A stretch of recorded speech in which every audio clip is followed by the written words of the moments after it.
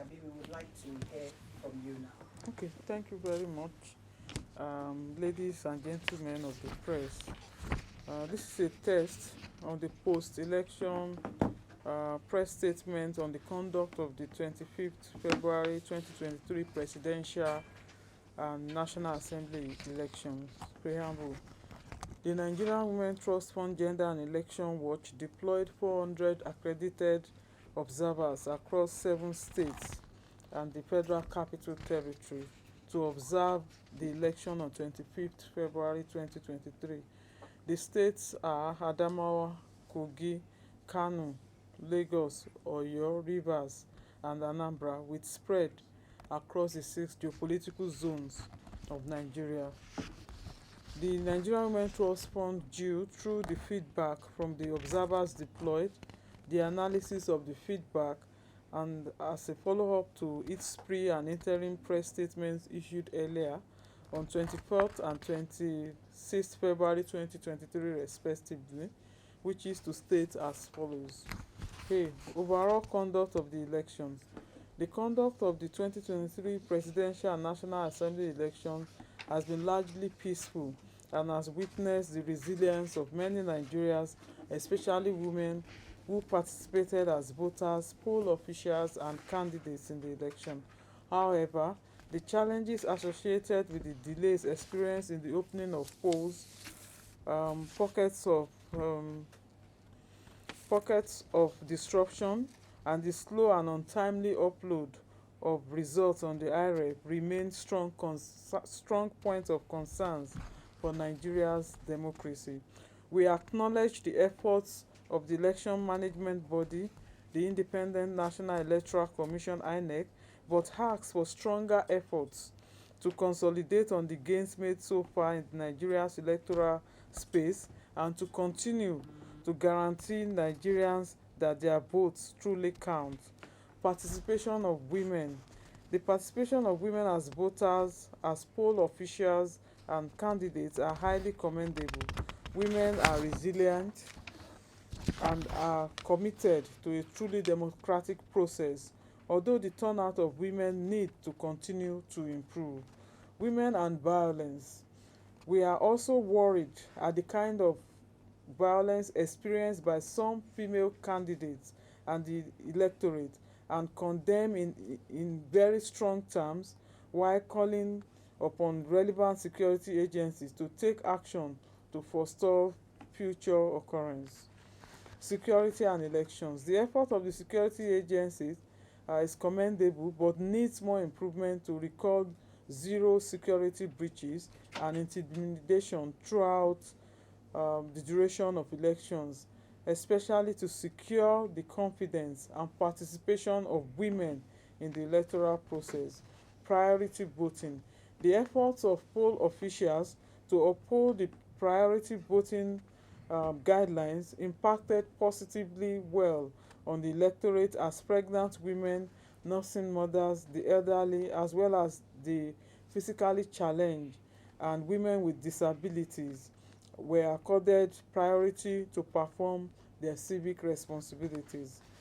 On BVAS and IREV, these are technological innovations that have added value to elections in most countries.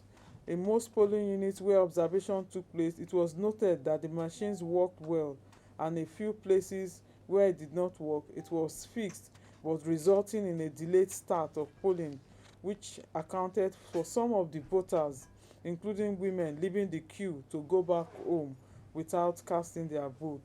The delayed upload of results was also a challenge which impacted on the electorate. And based on this, the Nigerian Women Trust Fund Gender and Election Watchroom hereby recommends as follows. A. Nigeria's electoral process obviously needs improvement. Every electoral stakeholder should take lessons from the elections just conducted for future policy making and programming, and from a gender inclusion perspective. Women's participation in the democratic process of Nigeria is critical to achieving a truly inclusive democratic process. Women need to improve on their turnout in numbers and continue to be resilient. participation of women as candidates in election is as a result of very long years of advocacy. Due commends all the female candidates in these elections and recommends stringent security measures to protect female candidates in elections and the full application of the Violence Against Persons Prohibition Act 2015 on all perpetrators of acts of violence. Security should continue to comply with the requirements of the law on elections and uphold it to record zero intimidation of voters on election day. Women need to be more assured of their safety during elections. The priority voting has remained valuable and should continue to be publicized and utilized to address the needs of vulnerable female voters, the elderly, pregnant women, nursing mothers, and women with disabilities. While commending the technological innovations in election, thorough testing is a necessity before affirmation to avoid irregularities that could mar an entire electoral process. The Gender and Election Watch Room is an initiative of the Nigerian Women Trust Fund, an organization funded to close the gender gaps in governance in Nigeria. GEW is an election observation platform from a gender perspective. The GEW observed the 2023 presidential and National Assembly elections, which started on Saturday, 25th February 2023, and continued to the early hours of 26th February 2023. Thank you for your support and attention. Thank you very much. That is the report from the Gender and Election Watch. We call it the post presidential and National Assembly 2023 elections. I think we're now ready for any questions that you may wish to throw to the technical team that are here. Yes, thank you. Okay. Good evening once again, madam. Nice job you're doing here. I just want to know more about the inclusiveness of women, especially. Earlier, we spoke with Jake Pele, who is the president of persons with disabilities, and he didn't really give INEC a good rates card. He said about lower than 20% of persons with disability were actually inclusive in this. If you were to give a rate card for gender, what would it be out of 100? That's one. Then what side of the divide does Jew fall on when it has to do with credibility of this election? Are you on the divide of this was a credible election, or on the divide of INEC didn't actually get that pass mark for credibility? And I've also heard about your recommendations. We're looking towards the gubernatorial elections across various states. What concrete recommendation would you give to INEC to make sure that some of the things that happen now does not repeat itself again? Okay, thank you very much. I will start from the participation of women. In the press statement, we referenced poll workers, referenced voters, as well as female candidates, and we have condemned in strong terms the violence experienced by some of the female candidates on the day of election. In terms of percentage of women that have emerged based on INEC's records as elected representatives, the percentage is poor, and we already envisaged this because of the total number of candidates in this election. Only 7.8% of them represented the female candidates. So the percentage was poor before going into election. And for the few who now came out as candidates to be affected by violence is something that we do not accept. And that's why it's listed in this press statement as something that we condemn. And that's why we're also calling for the full application of the Violence Against Persons Prohibition Act to deal with matters arising on that for those female candidates. And in terms of credibility, we limited our comments here, to the states where we observed elections, where we deployed our 400 observers. So we may not be in a position to determine the extent of credibility of the elections generally as INEC. But so far in the states where we observed, we deployed an electronic app also where our observers were putting in information. And from the assessment, from a statistical analysis, it was largely peaceful, you know. And in terms of violence, out of about 77 incidences, only about 22, that's about 30% of it, were recorded as violence. And of the 30% also, not all of them were like extreme violence, you know. So that's the basis upon which we're issuing this press statement. Are we looking towards any form of upload and transmission of result at polling units?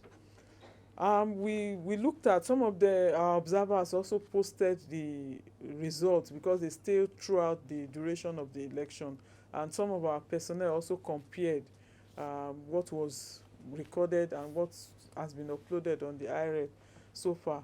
To a large extent, some of them correlate, but there are a few that, of course, one would say that we do not have the evidence, you know, to judge. We're not going to judge based on that, you know, because ours was just a pure observation of the process, so we cannot give any assessment. And that's why we recommended that in deploying technological innovations in election, it must be well tested, thoroughly tested, affirmed before deploy. Otherwise, it could become something that can mar an entire electoral process. We noted that in our recommendation as well. And so, lastly, your recommendation for future election, because we were talking about tested, there was a mock exercise before this election was done. The BVAS was as well used in Anambra election, it was used in Ekiti. But it wasn't affirmed. It was not used on a national scale. Yes. So all of us should take... I'm saying yes. It was used. And even in this election, it was used for National Assembly, and results were also uploaded for National Assembly. So the issue is just with the presidential. And that's why I was asking, from what you have observed in the places you deployed to, how would you rate that credibility? And even moving Some forward, of the observers who reported on our app for observing the election stated that they were at the polling unit. So they also saw that some of the poll officials had challenges uploading not just the presidential but those of the National Assembly. They observed that, you know, that some of them truly had challenges in uploading the result.